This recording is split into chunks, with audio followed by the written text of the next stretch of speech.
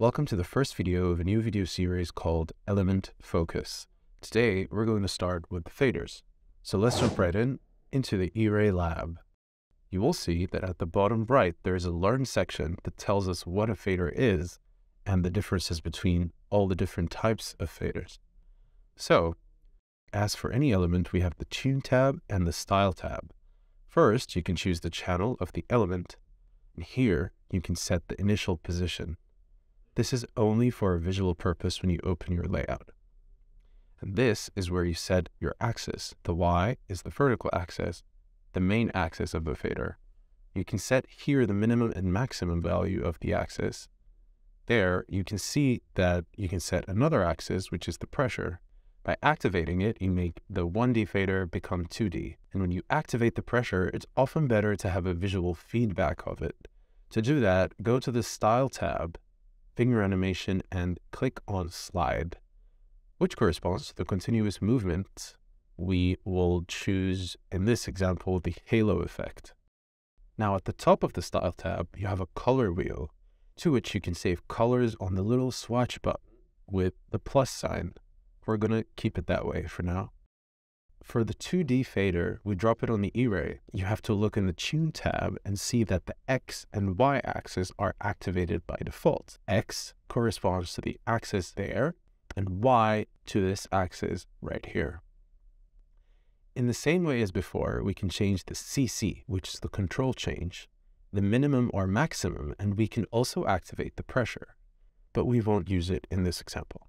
For the Style tab, you can choose the color and even play with the off-zone int slider. Here we'll choose the glow animation to see a trail of the movements.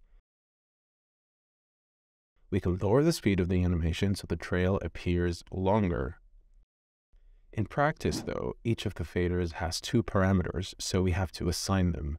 To do that, we have to select the element and long press on the bass clef to go to the MIDI CC menu. Then enable your mapping mode on your DAW. If you're on Ableton, press Command M on Mac or Control M on Windows. Now select the element you want to map and tap on the letter of the axis you want to assign. The first element will assign the Y axis to the level of the track and the pressure axis to the reverb. Then we're going to assign the second fader to a filter. So here again, we select the element.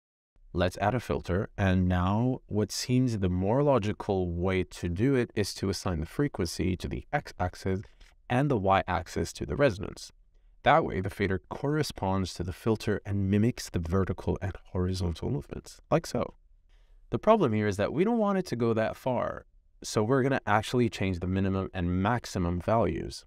You can do it directly on the ERAE lab, but as it will reduce the resolution most of the time, it will be better to adjust that into your DAW so you still have a 1 to 8 step resolution on the axis of the element.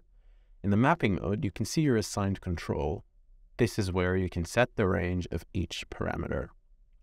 We don't want the resonance to go that far, so we're going to set the maximum to 60 to prevent saturation. For the track level, let's set the maximum to 0 decibels for the same reason. We don't want it to go too far. Now, concerning the other parameters, we still want to use the full range of frequency and be able to fully send the track into the reverb. Let's see how that's going to go on. We have a good range of control on the filter. Concerning the reverb, you can see that it goes back to minimum when we release the pressure. Now, let's play with that on a cover we've made of Night Moves from Chili Gonzalez that you can find on all our social media channels.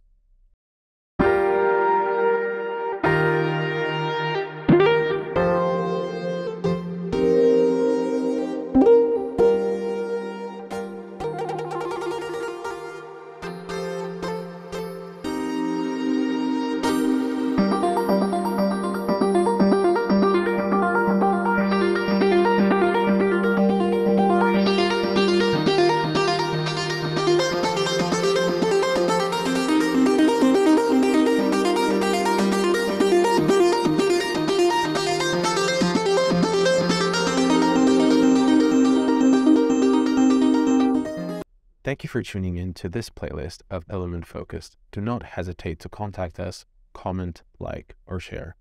Thank you. It's Omar and Altea. See you soon.